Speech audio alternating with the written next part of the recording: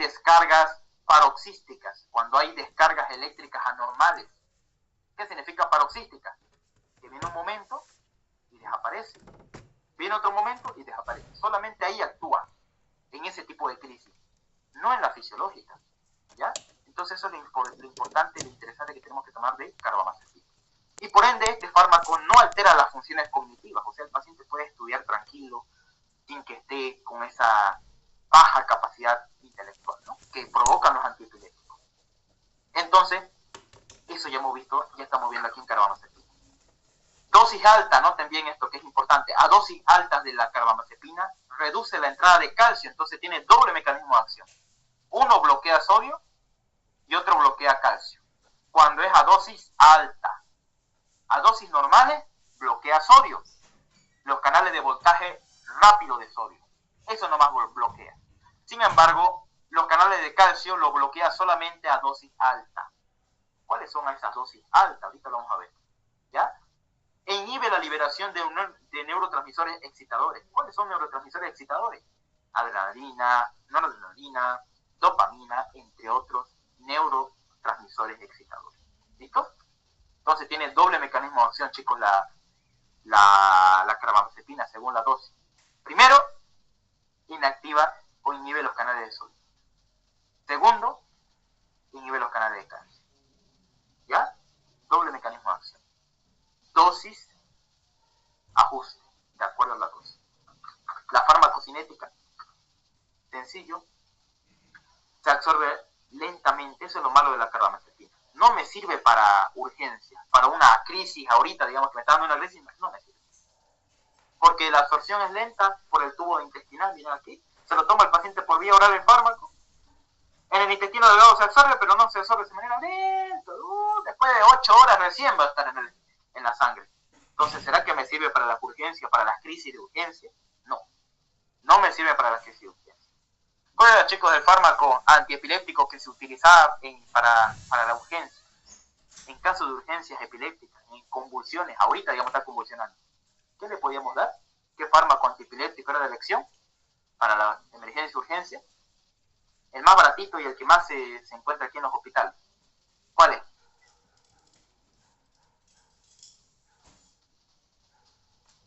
¿Cuál es, chicos?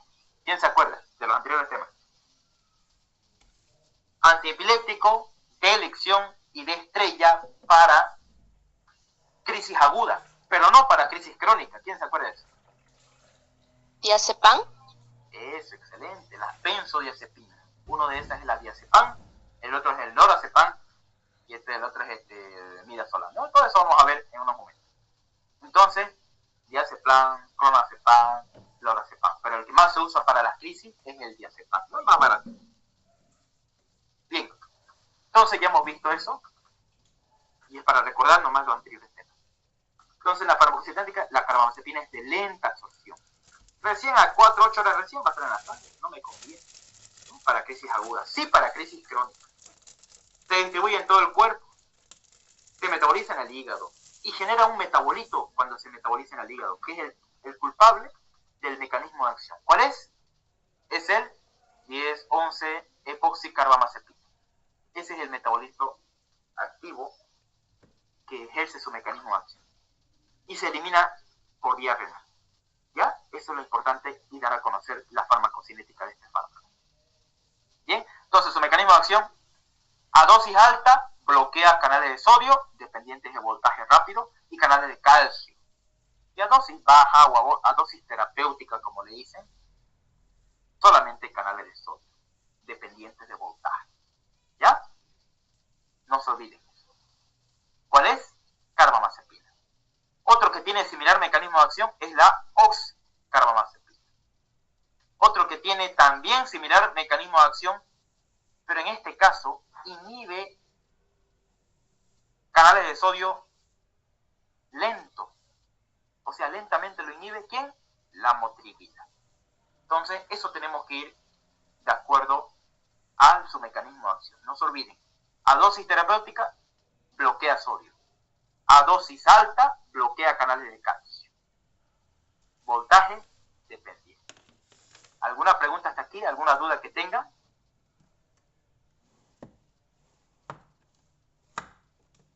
preguntas?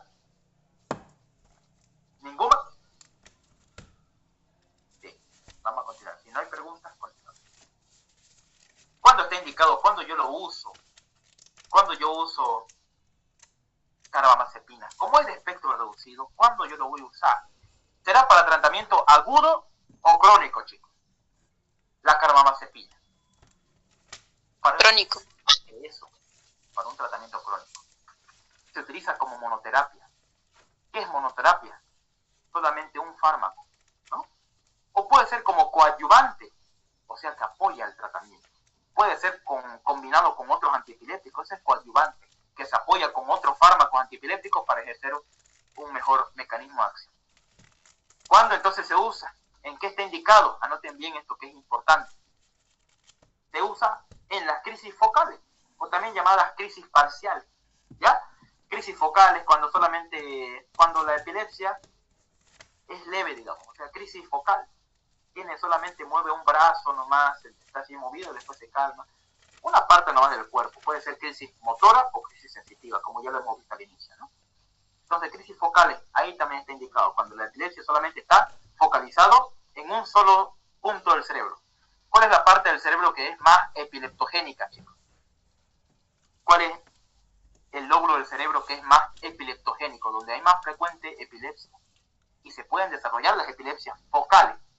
¿Cuál es? El lóbulo temporal del izquierdo. Muy bien, el lóbulo temporal izquierdo. Ese es el más epileptogénico. Muy bien, porque ahí se encuentra el hipocampo, ¿no?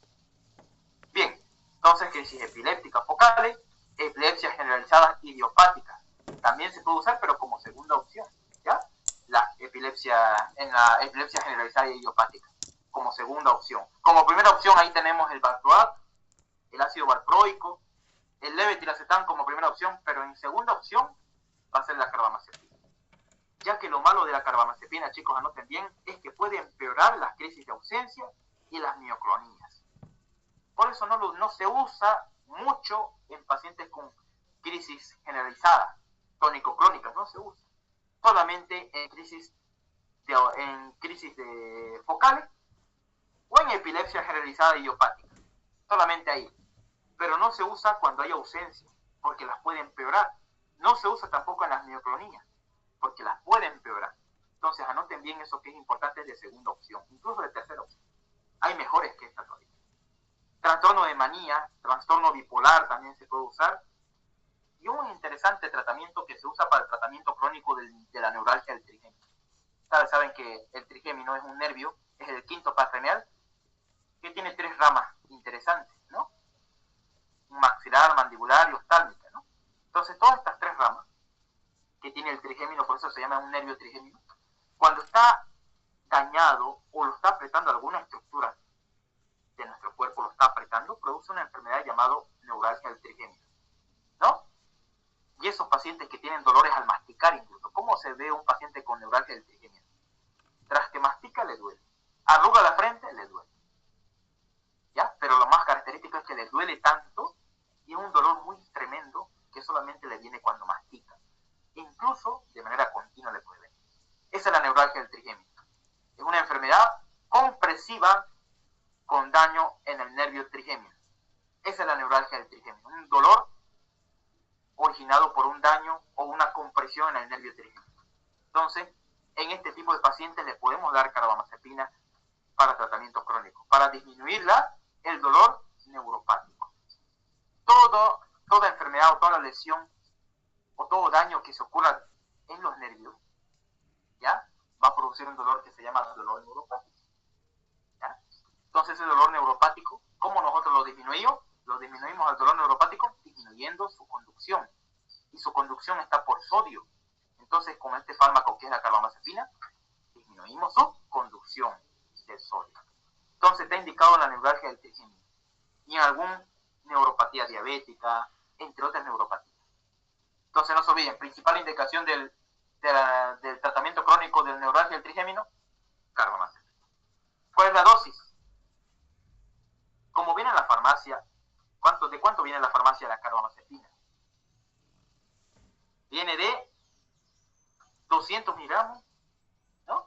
La carbamazepina. Viene de 400 miligramos, viene la carbamazepina. 200, 400 miligramos comprimidos viene la carbamazepina. Solamente para vía oral, anoten bien, solo para vía oral.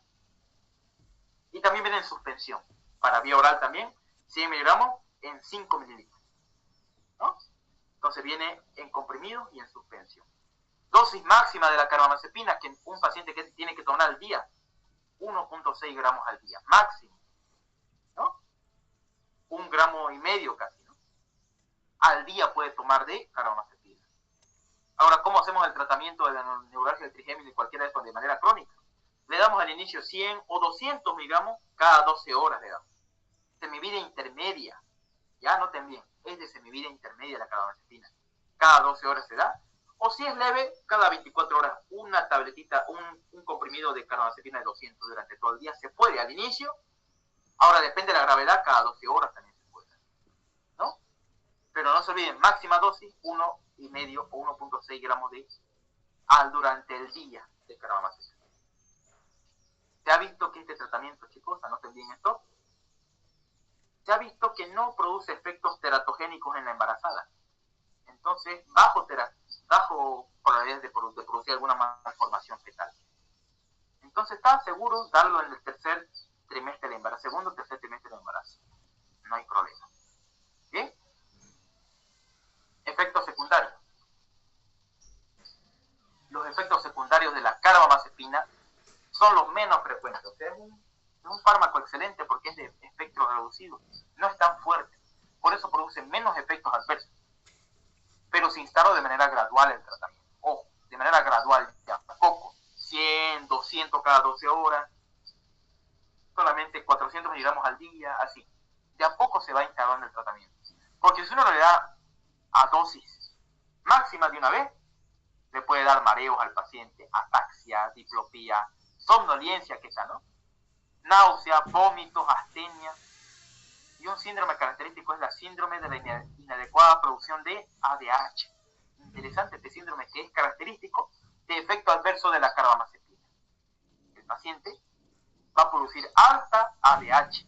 No se sabe por qué, pero tiene este mecanismo de efecto adverso de elevar la ADH. ¿Y qué será la ADH? ¿Quién se acuerda, chicos, qué es la ADH o la hormona antidiurética? ¿Cuál era su función? ¿Cuál es su función de la ADH, chicos? Retener agua. Eso, retener agua, ¿no? Y al retener solamente agua, retiene agua por los canales de acuaporinas que abre a nivel del riñón, de los tubos renales, absorbe harta agua. Entonces, este paciente va a aumentar la presión arterial, puede producir hiponatremia también por la absorción de agua, ¿no? Entonces, eso es lo interesante de este fármaco, carbamazepina. Y algo más interesante, aumenta el intervalo PR. En el electrocardiograma vamos a ver a los pacientes que van a tener un intervalo PR mucho más alargado. Normalmente, en el electro, debería medir desde la onda P hasta el inicio del complejo QRS, debería medir solamente de 0,12 a 0,20 segundos. Pero en este caso, mire cuánto mide. Este fármaco puede aumentar el intervalo PR más de 0,20. Entonces, si puede aumentar así el intervalo PR, está contraindicado a aquellos pacientes que tienen Chagas, por ejemplo. Contraindicado la carbamazepina a aquellos pacientes que tienen cardiopatía chagásica. Porque la enfermedad de Chagas a nivel del corazón aumenta el intervalo PR y puede producir paro cardíaco y bloqueos auriculoventriculares en el electrocardiograma. Entonces está contraindicado en pacientes que tienen bloqueos auriculoventriculares por Chagas, por la enfermedad de Chagas. Entre otras enfermedades que también me producen, como los infartos o el miocardio, entre otras enfermedades que producen aumento del intervalo PR en el electrocardiograma. Entonces, en estos pacientes que ya tienen esto, ya tienen un intervalo PR alargado, algún problema en el corazón, si le damos carbamazepina, peor va a ser, y nos puede llegar a un paro cardíaco. Entonces tenemos que tomar ojo a esto, mucho ojo, ¿ya? Porque aumenta. Puede producir bloqueos auriculoventriculares y puede empeorar los bloqueos y puede producir parada cardíaca en aquellos pacientes. Ojo en pacientes con marcapaso, por si acaso. No se sabe por qué, pero tiene ese mecanismo en actuar. Pero tal vez por lógica así por la disminución de la conducción nerviosa del sodio, ¿no? Entonces, es hepatotóxico también la carbamazepina, porque aumenta las transaminasas del hígado. En aquellos pacientes con anemia, les puede empeorar la anemia, produciendo anemia plástica. Y aquellos pacientes pueden tener alergia también, produciéndome síndrome de Stevens-Johnson, alergia a los medicamentos. Y tampoco se tiene que dar con anticoagulantes, chicos, este fármaco, carbamazepina. No se tiene que dar con anticoagulantes porque hace interacción y aumenta el riesgo de sangrado en aquellos pacientes incluso con enfermedad de lo que es el dengue y aquellos pacientes que toman anticoagulantes. Importante tomar en cuenta eso de la carbamazepina. Por eso está contraindicadísimo en aquellos pacientes que tienen alteraciones hematológicas, en pacientes con bloqueos auriculoventriculares, en pacientes con depresión medular y en pacientes que toman principalmente anticoagulantes. No se olviden eso. Pacientes que toman anticoagulantes porque la carbamazepina aumenta el efecto de los anticoagulantes. ¿Alguna pregunta que tengan hasta ahí de la carbamazepina? Entonces, si les pregunta, ¿por qué está contraindicado la carbamazepina en pacientes con bloqueos auriculoventriculares por enfermedad de Chagas? ¿Por qué está contraindicado?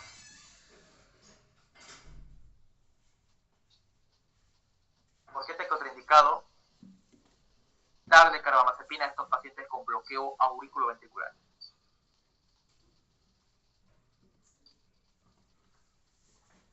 ¿Por qué creen, chicos? Porque aumenta el intervalo PR. Y al aumentar el intervalo PR, como estos pacientes con bloqueos auriculoventriculares ya van a estar aumentados su intervalo, va a aumentar mucho más y le puede producir parada cardíaca. No se olviden eso. ¿Alguna pregunta hasta ahí? ¿Alguna pregunta que tengan? Y vamos a continuar. Ahí está. Carbamazepina, un resumen bien chiquitito, bien bonito que me gustó mientras lo estaba viendo. Me gustó mucho. Porque miren, ahí un resumen de todo lo que hemos hablado. Y más que todo el tratamiento, la dosis, ¿no? La dosis es 200 miligramos. 200 miligramos. ¿Cuál es la dosis máxima, chicos, de carbamazepina que se tiene que dar? Dosis máxima. 1,6 gramos al día. O también es lo mismo que 1600 miligramos al día. Es la dosis máxima de carbamazepina. ¿Bien? Y está indicado siempre en el dolor neuropático, por ejemplo, neuralgia trigémino, ¿no? Trastorno bipolar, demencia senil, crisis complejas o simples, más que todo las simples, ¿ya? Y está como de última opción en convulsiones tónico-clónicas, de última opción. Si no tenés, pues los de primera línea. ¿Se entiende hasta aquí? ¿Alguna pregunta que tengan? ¿Alguna duda que tengan? Para que nos pasemos a fenitoína. ¿Alguna pregunta, chicos, que tengan?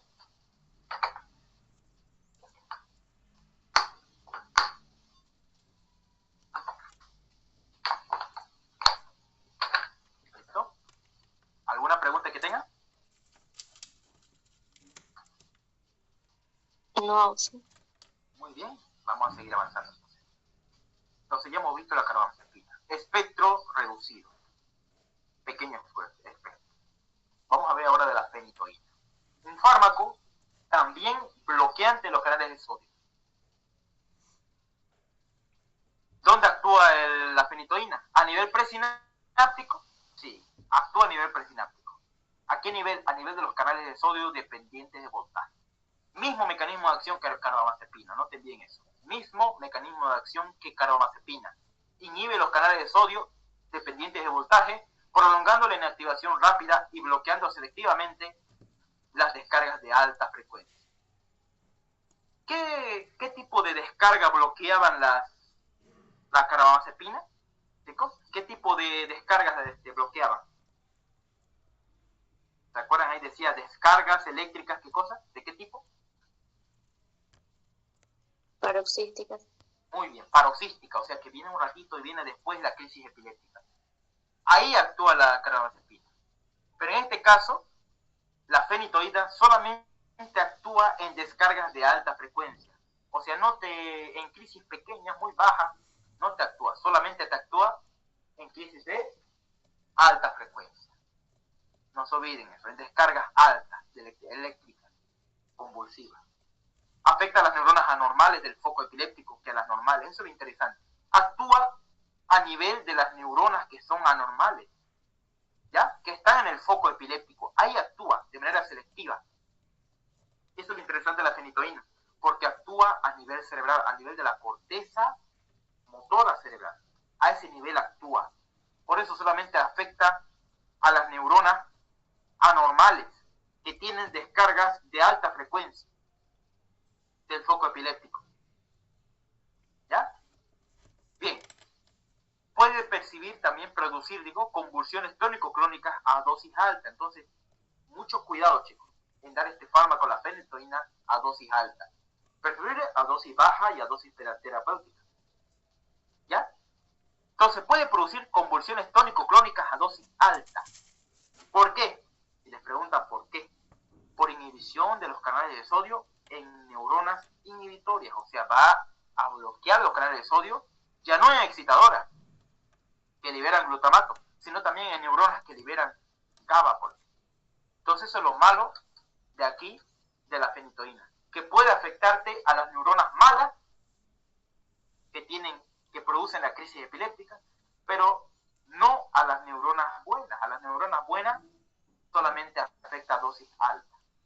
A más dosis del fármaco actúa e inhibe a las neuronas que son fisiológicas, a las neuronas normales. ¿Bien? Entonces, no se olviden eso que es importante, a las neuronas inhibitorias que producen GABA.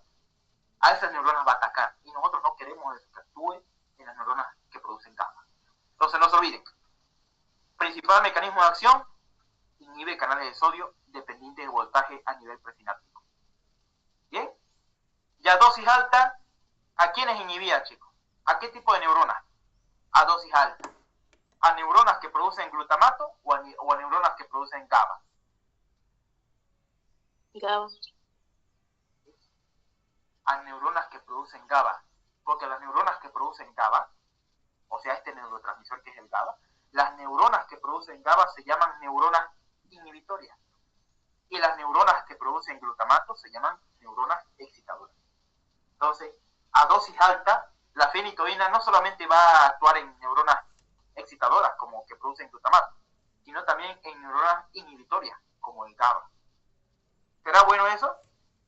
¿Que inhiba también al GABA? Ni idea, ¿no? Porque es a dosis alta. No se olviden dar la dosis terapéutica. La dosis terapéutica es la dosis mínima con la que se produce el efecto farmacológico. Esa es la dosis terapéutica. No le van a dar al paciente a dosis alta. Ojo. Farmacocinética. Ya hemos visto su mecanismo de acción. Vamos a ver ahora su farmacocinética. Lo mismo, se absorbe de manera lenta por el intestino. No me sirve en la crisis.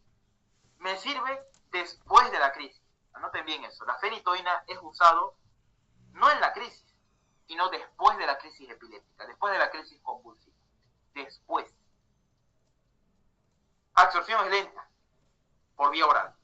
Pero si uno quiere un efecto rápido, de urgencia, se puede usar por vía intravenosa. Entonces vamos a ver aquí que la fenitoína viene para vía endovenosa y para vía oral. Se distribuye en todo el cuerpo, también en la leche materna. Pero principalmente actúa, su sitio principal de acción de la fenitoína es actuar a nivel de la corteza motora cerebral, a nivel central, a nivel del cerebro. Entonces atraviesa la barrera hematoencefálica. Su metabolismo es a nivel hepático y se elimina a nivel renal. Lo que lo hacen la mayoría de los antiepilépticos, se liberan o se eliminan a nivel renal. Eso es lo interesante. Bien, preguntas que tengan de fenitoína, no se olviden que es un fármaco que solamente tenemos que darle a dosis terapéutica, dosis baja. Mucho cuidado a dosis alta. Bien. Indicación. ¿Cuándo está indicado darle fenitoína a mi paciente? ¿Cuándo está indicado? En el estado de mal convulsivo. Ahí está indicado darle fenitoína a mi paciente, en el estado de mal convulsivo. ¿Y qué significa un estado de mal convulsivo o también llamado estatus epiléptico, chicos? ¿Qué significa? Anotemos bien. El estatus de mal epiléptico significa crisis epilépticas repetitivas que se producen en un intervalo corto de tiempo. Eso es el estatus epiléptico. Anoten bien. ¿Qué es un estatus epiléptico o un estado de mal epiléptico o un estado de mal convulsivo, que es lo mismo? ¿Qué significa? Anoten bien ese término, lo tenemos que saber manejar para hacer el tratamiento. Son crisis epilépticas repetitivas que se producen en un intervalo de corto de tiempo, o aquellas que por el contrario son prolongadas en condiciones de un estado epiléptico fijo y duradero. Entonces, chicos, el estatus epiléptico o el estado de mal convulsivo es una urgencia neurológica, es una emergencia, es una urgencia médica, neurológica, ¿ya?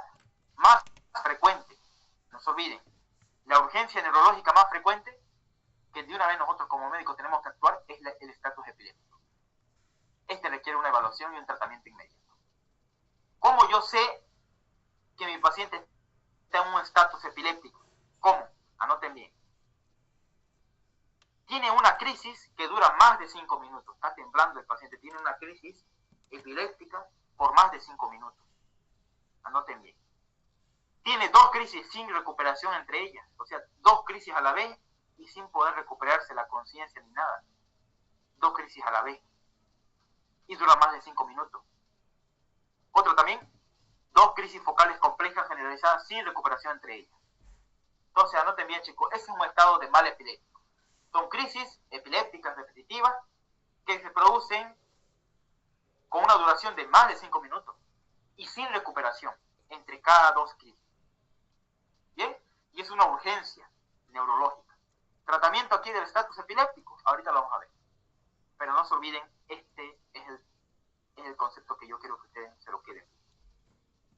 Ahí está indicado entonces la fenitoína. ¿En quién más está indicado?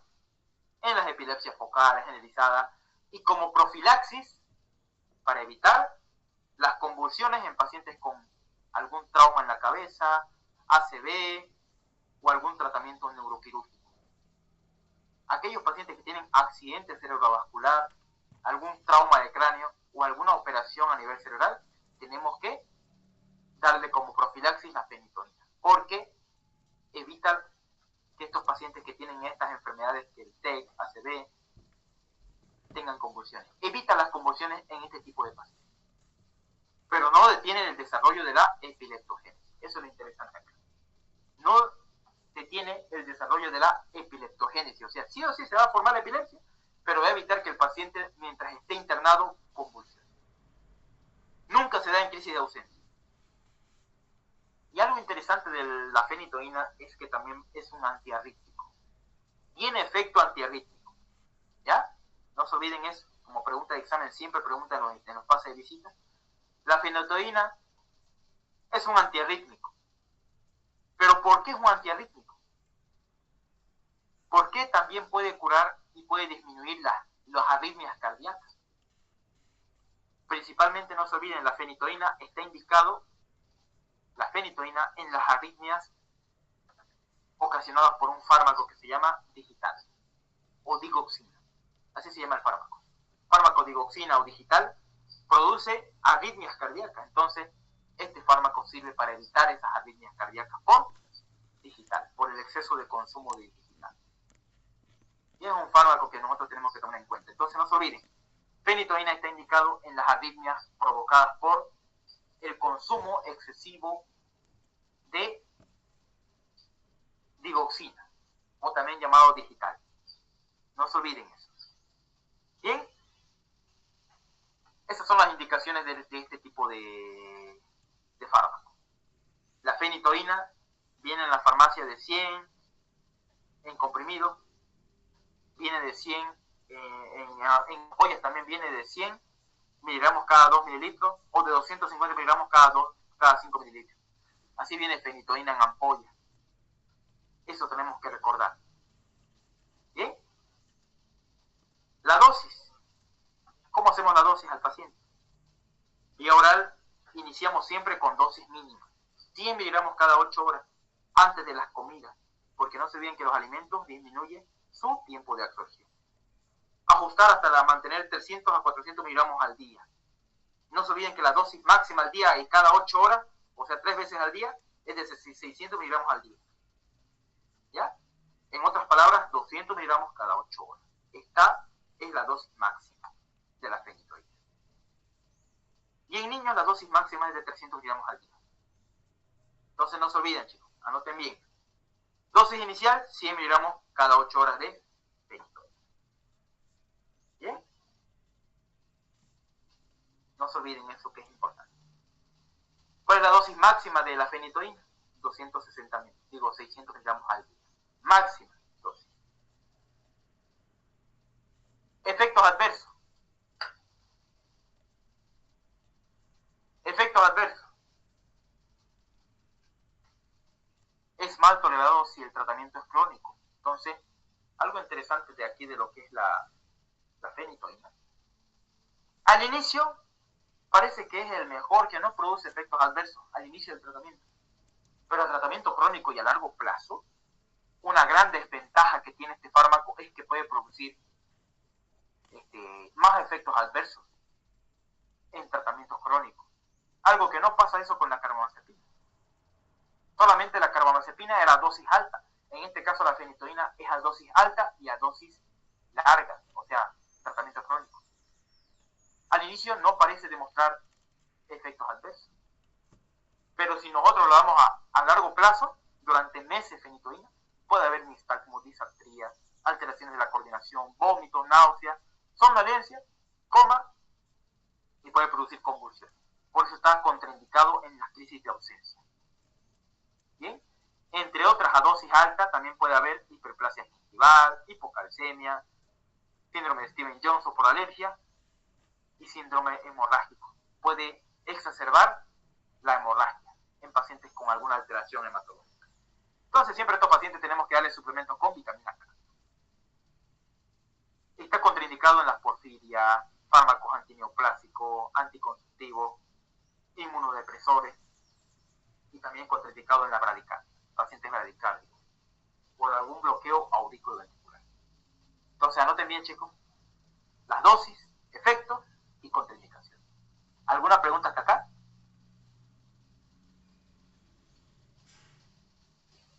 Nunca se olviden eso. Puede ser usado la fenitoína como antiarrítmico. ¿En qué caso de arritmias cardíacas yo lo voy a usar?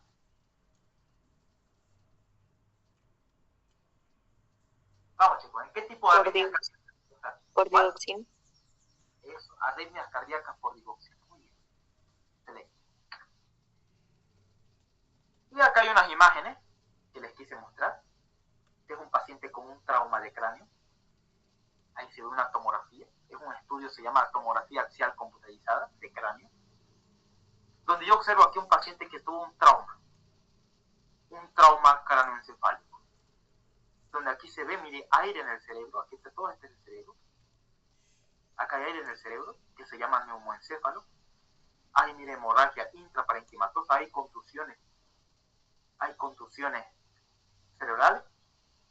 Y hay un halo oscuro que rodea toda esa lesión que se llama edema. ¿Bien? Un edema perilesional a nivel del cerebro. Y que invade los ventrículos, mire, esa sangre invade los ventrículos, produciendo hemorragia ventricular. Entonces, esta es una tomografía solamente para recordarles que pacientes con TEC, como profilaxis para evitar que tenga convulsiones, tenemos que darle fenitoína. Día hora. 200 miligramos. ¿No? De 100 miligramos cada 8 horas. Un paciente con un tumor cerebral también me puede producir crisis epiléptica. Por eso, en aquellos pacientes, para evitar las convulsiones, le damos fenitoína. Ahí está, miren, chicos.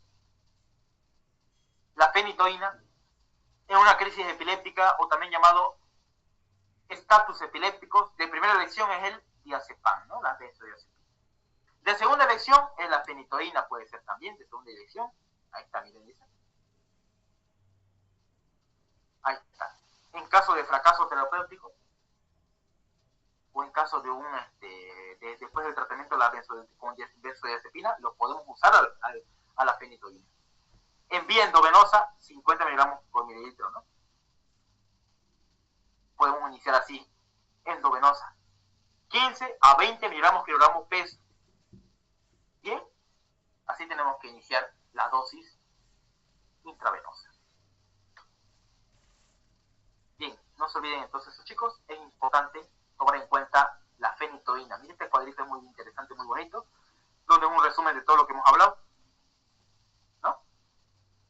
Chicos, ¿en qué parte del cerebro la fenitoína se acumulaba? ¿En qué parte del cerebro se acumulaba y producía su mecanismo de acción? ¿En qué parte del cuerpo se acumulaba?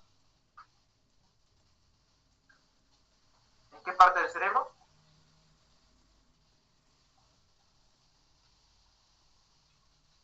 En la corteza cerebral, ¿no?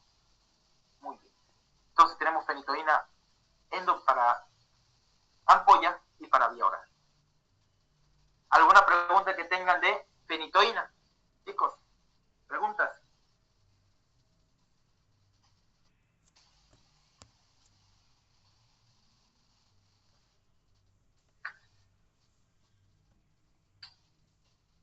¿Alguna pregunta que tengan de fenitoína, chicos?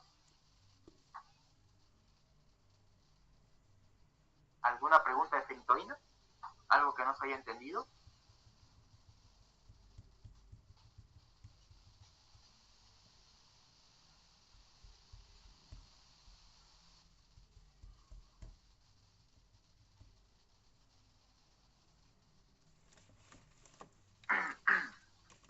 Sí. Un momentito.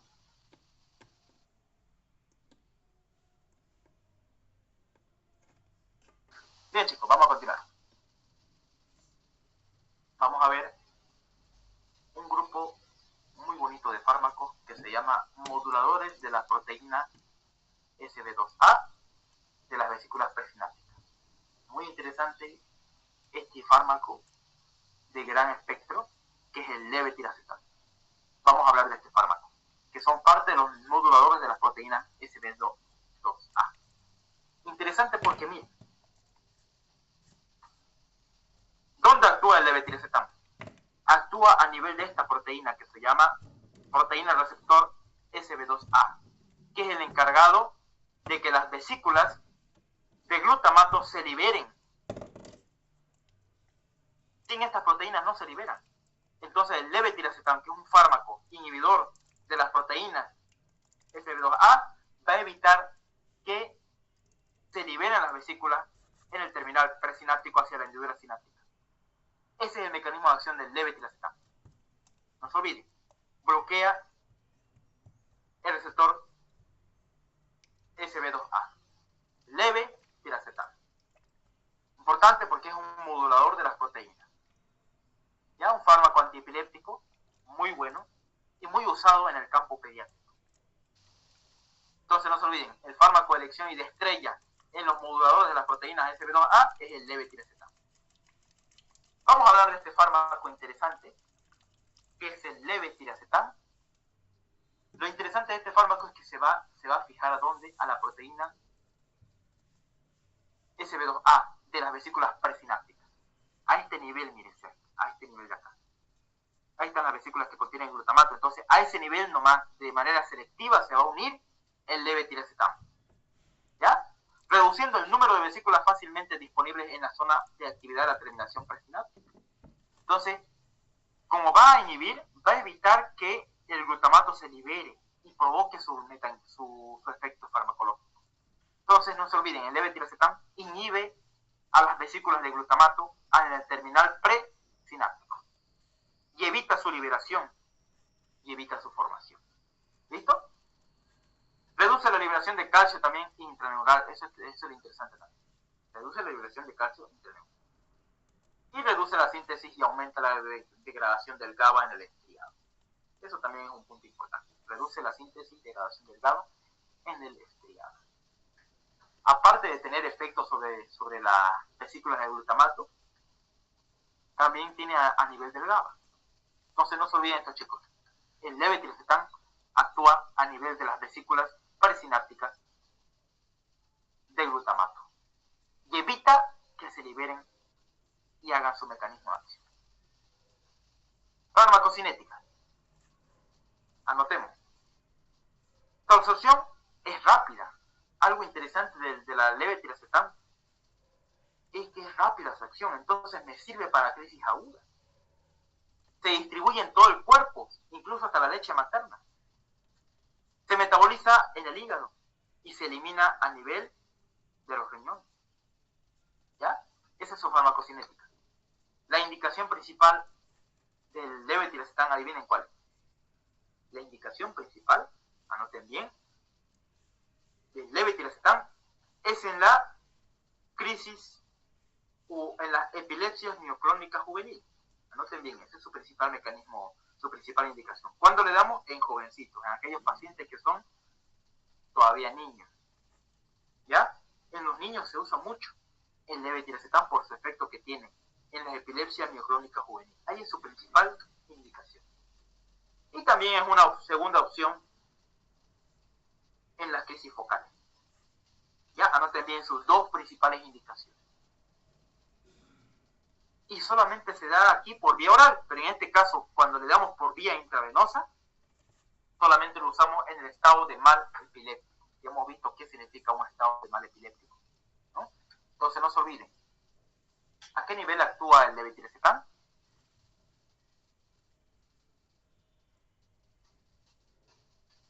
¿A qué nivel actúa el? Muy bien. Vesícula presináptica. A nivel de las vesículas presinápticas. Del receptor SB2A. Ahí actúa el levetiracetam. Excelente mecanismo de acción y es único en su especie. Y aquí vamos a ver algo interesante. Mire este paciente que le voy a mostrar aquí en esta imagen. Mire, está ahí, es un jovencito, está comiendo nomás tranquilo, está comiendo ahí su almuerzo. Pero miren qué es lo que pasa, miren lo que pasa ahí en su cuerpo, mírenlo ahí, ¿no? Tiene un movimiento brusco que dura poco tiempo. Miren, ahí está tranquilo, comiendo tranquilo, y de la nada empieza a moverse, ¿no? De la nada está tranquilo alzando sus cosas y le viene un ataque. Pero eso de ahí no es una crisis convulsiva, no es una crisis epiléptica, tipo gran mal, no es. Se llama epilepsia mioclónica juvenil. Epilepsia mioclónica juvenil. Ocurre en aquellos pacientes que tienen entre los 5 y 17 años de edad. Ahí aparece lo que es la epilepsia mioclónica juvenil, que se caracteriza por una crisis mioclónica. ¿Qué son las mioclonías? Anoten bien esto. La mioclonía son los movimientos involuntarios de un músculo o de un grupo muscular, pero son movimientos breves. No son como el estatus epiléptico, que dura más de 5 minutos. En este caso, es de duración breve. Movimientos involuntarios breves. De un solo músculo o de un grupo muscular extenso. ¿Bien? Así se puede diagnosticar fácilmente y clínicamente una epilepsia mioclónica juvenil entre los 5 y 17 años de edad. Crisis mioclónica juvenil. Solamente le mueve, se tiembla un poco, un rato, y luego se le pasa. Es paroxístico. ¿Ya? Entonces aquí vemos otra vez al paciente, miren, todo tranquilo, está ahí queriendo comer, cuando de la nada siente algo y se mueve, ¿no? Y se sigue moviendo. Viene de vez en cuando, no es continuo, viene un rato y se va, es paroxístico. Y solamente lo interesante de esta epilepsia mioclónica juvenil es que es entre los 5 y 17 años de edad. Nada más. La dosis, chicos. La dosis inicial por vía oral es de 250 miligramos cada 12 horas. Ya, anoten bien eso.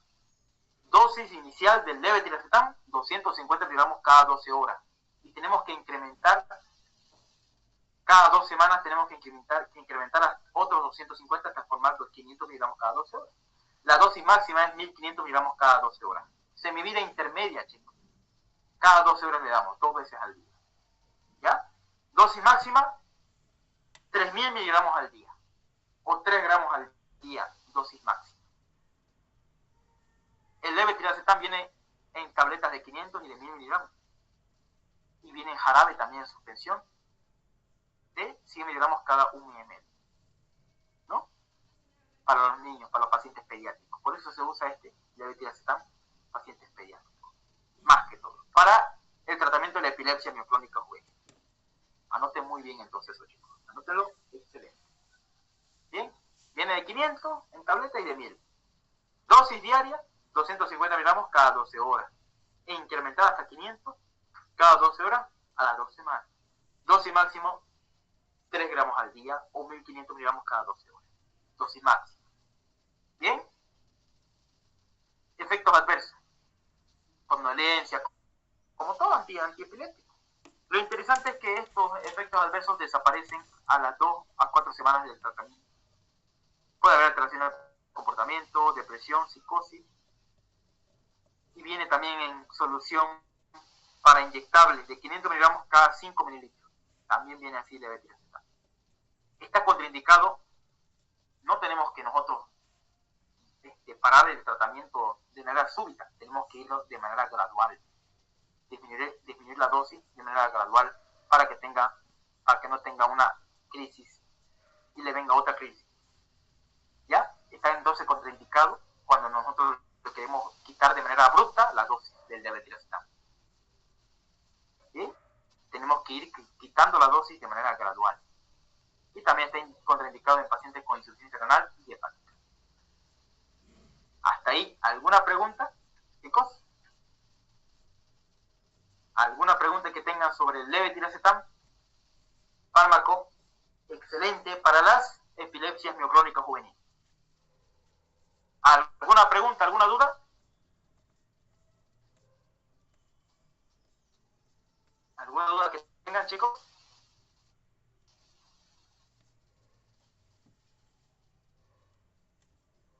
¿Alguna pregunta, alguna duda?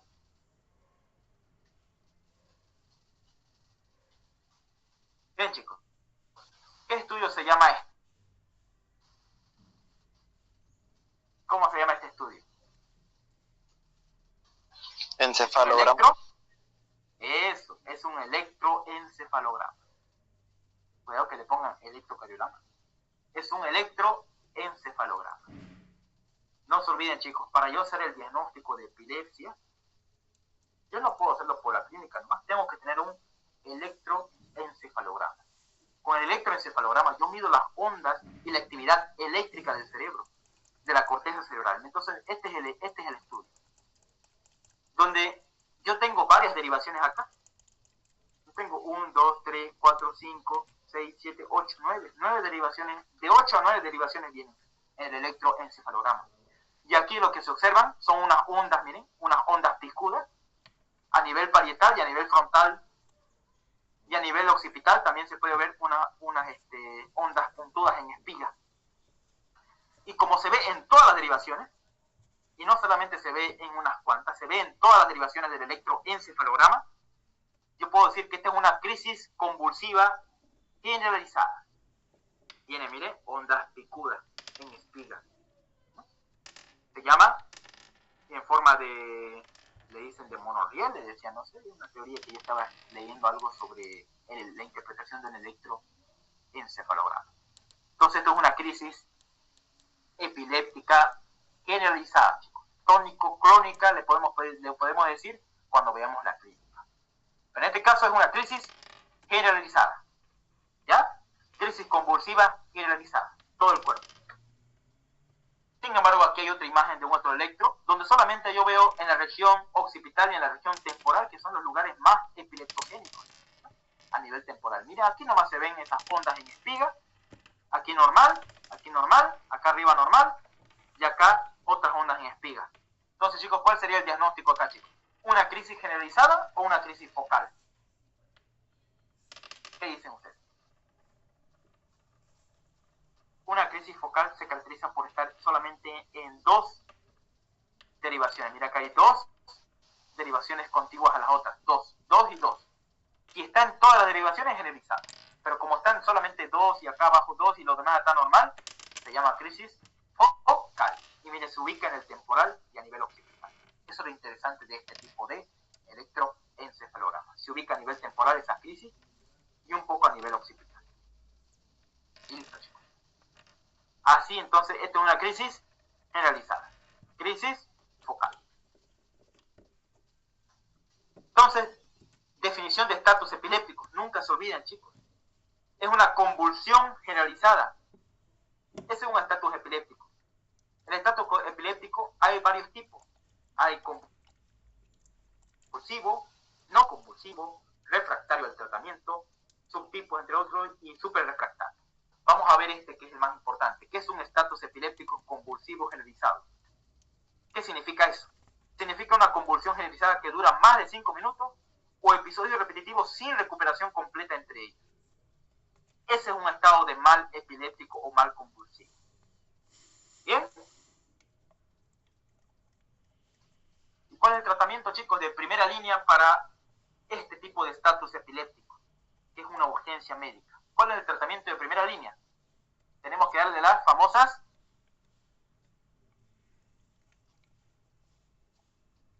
¿qué tenemos que darle, chicos? De primera línea, fármaco antiepiléptico de primera línea del estatus epiléptico. ¿Cuál es? Benzodiazepina. Eso es excelente. Voy a dar tengo que dar como tratamiento una benzodiazepina. ¿Bien? Y de segunda línea,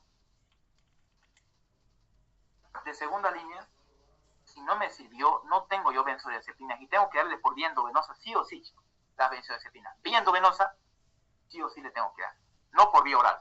Benzodiazepina endovenosa. ¿Cuáles son? Clonazepam, lorazepam, midazolam, exactamente un diazepam. En segunda línea, levetiracetam. Como les he dicho, ¿no? El levetiracetam, muy bueno. Después, si las convulsiones persisten por más de 5 minutos. ¿Ya? Levetiracetam. Ácido valproico. También se puede dar. Y flafenitoína también. De segunda línea.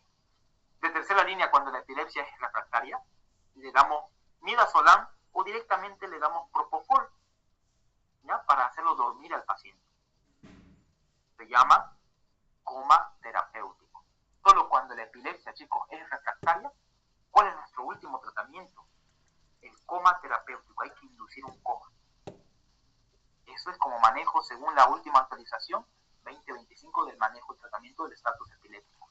Tenemos que producir, si es que un coma terapéutico por más de 24 horas. En caso de convulsiones persistentes y que no ceda a los otros medicamentos que les acabo de nombrar. ¿Bien? Y monitorear siempre con electroencefalograma de manera continua. Y un manejo súper refractario ya, pues ya tenemos que usar varios medicamentos ya y mantener terapia anestésica e incorporar intervenciones adicionales. Entonces, chicos, este es según el tratamiento del estatus epiléptico. Primera línea, benzodiazepina. ¿Ya? Anoten bien, benzodiazepina, primera línea. En un estatus epiléptico, una crisis epiléptica aguda, benzodiazepina. ¿Ya? ¿Cuál es la benzodiazepina? Diazepam, clonazepam, lorazepam. Más frecuente se usa diazepam. ¿Vía endovenosa o vía oral? Vía endovenosa. Administrar y evaluar respuesta en 5 minutos después. ¿Ya? Administrar y evaluar respuesta en 5 minutos. Tenemos que nosotros, en 5 minutos, el paciente no responde a la dosis de benzodiazepina, le vuelvo a dar una segunda dosis de benzodiazepina para que ceda su convulsión. Entonces no se olviden, primera línea, benzodiazepina. Ya sea un clonazepam, lorazepam, diazepam. La primera dosis, darlo en bolo y esperar 5 minutos. Si en 5 minutos mi paciente sigue con convulsiones, repetir una segunda dosis de las benzodiazepinas. Otra dosis. Anoten bien eso. Y si aún así mi paciente no responde, voy a ir al tratamiento de segunda línea, que es un levetiracetam. Le voy a dar levetiracetam, una dosis en bolo, 60 miligramos kilogramos. Si aún así no responde, nosotros le clasificamos a la epilepsia como epilepsia refractaria. midazolam, y si en caso, directamente hacemos el tratamiento de coma terapéutico con propofol, 2 a 10 miligramos kilogramos hora.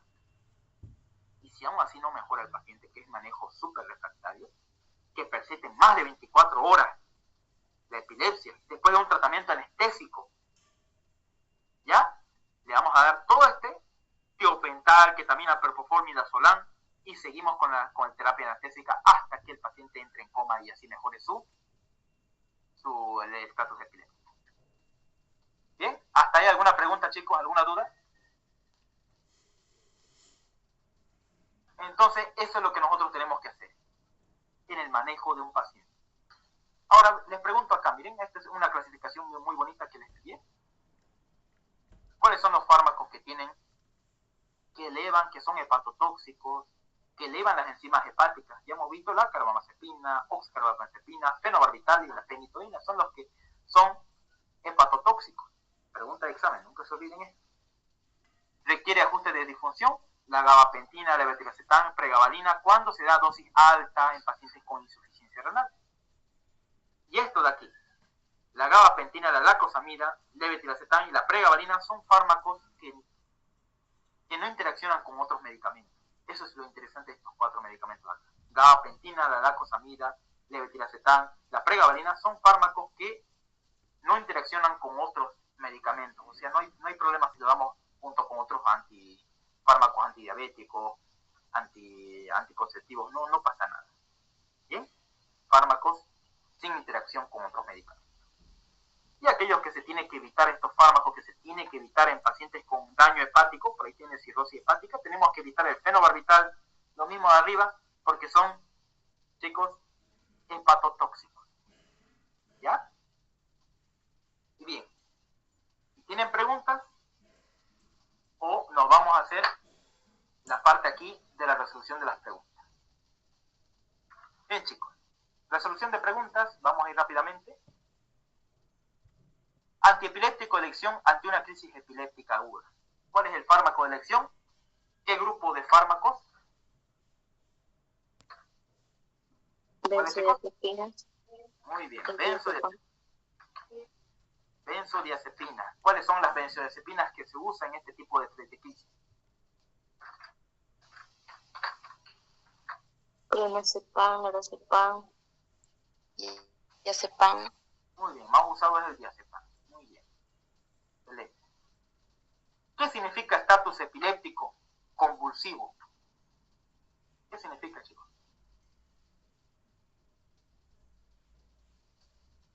¿Qué significa estatus epiléptico convulsivo?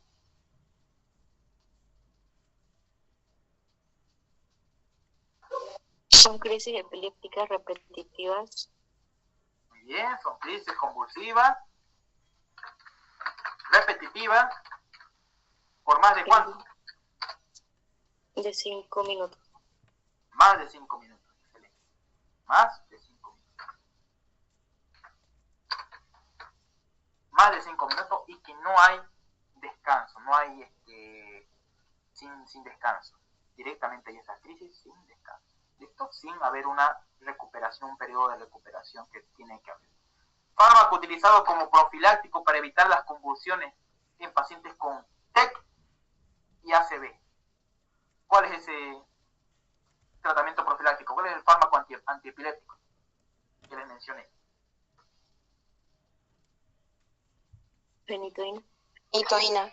Muy bien. Nunca se olviden de eso. Fenitoína. Evita que el paciente entre en crisis, pero no evita la formación del foco epiléptico. Anotenlo bien eso. Antiepiléptico que inhibe las descargas paroxísticas y no así las fisiológicas. Entonces, no tiene efecto sedante. ¿Cuál es el antiepiléptico? Carbamazepina. Es carbamazepina. Excelente. Muy bien.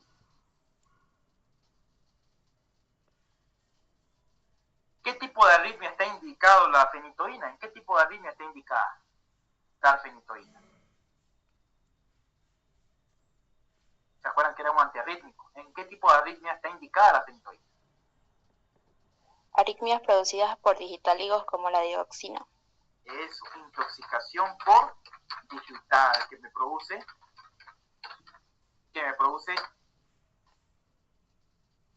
a nivel una alteración electrocardiográfica, que es a nivel del intervalo PQT. Me puede producir arritmias cardíacas fatales. ¿Por qué está contraindicado la carbamazepina en pacientes con bloqueos auriculoventriculares? ¿Por qué está contraindicado? ¿Por qué no se da en estos pacientes con Chagas, yo les estaba diciendo, ¿no? Que tienen bloqueos auriculoventriculares en su corazón, problemas cardíacos? ¿Por qué no se da? Porque aumenta el intervalo PR. Eso, aumenta. Excelente, aumenta el intervalo PR en el electrocardiograma. Y si aumenta, peor le va a producir daño a mi paciente. Le puede producir una parada cardíaca. Nómbreme 3 antiepilépticos que no tienen interacción significativa con otros fármacos. O sea, no tienen interacciones, no se pueden alterar sus funciones. ¿Cuáles son esos 3 antiepilépticos de elección, los favoritos? ¿Era él? Levetiracetam, pregabalina y gabapentina.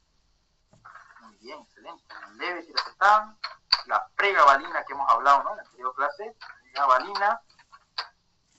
¿Y se acuerdan para qué servía la pregabalina? ¿En qué estaba indicado?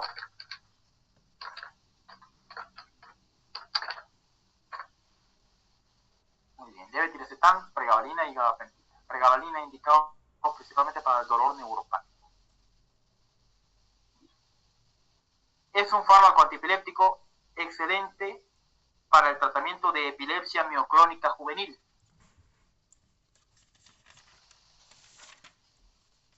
¿Cuál es? Levetiracetam. Muy estupendo. Es el levetiracetam.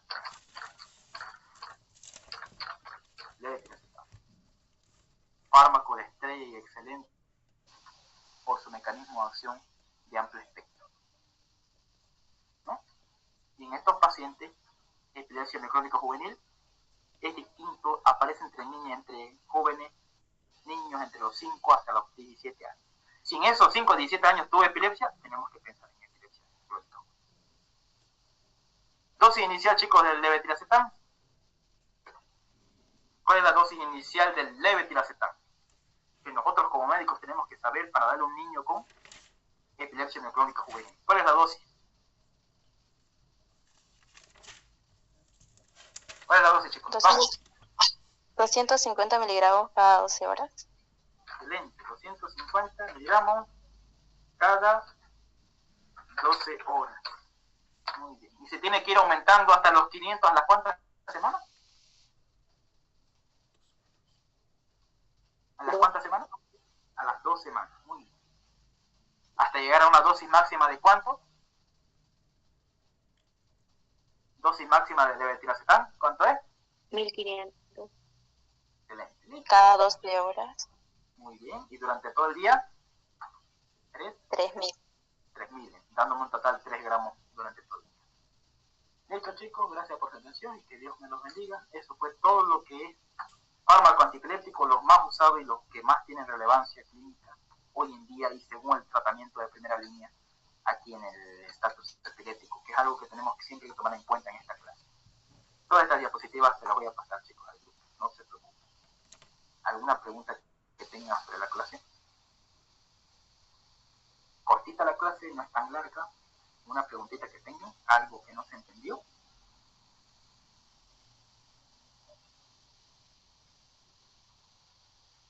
¿Alguna pregunta?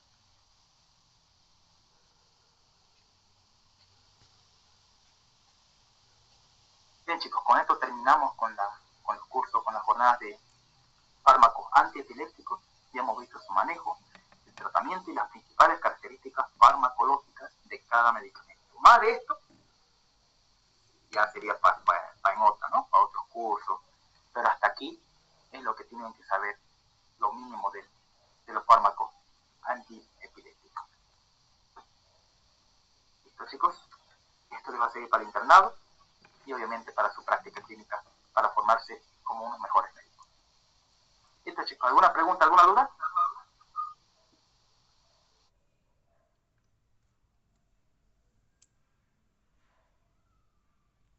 ¿Alguna pregunta, chicos?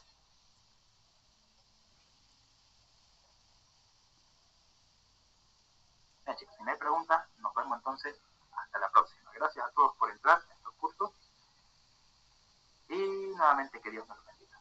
Estudien, chicos, que estos cursos simplemente son más que todo para formarse como médicos. Chicos, les pasaré la diapositiva en el transcurso del día.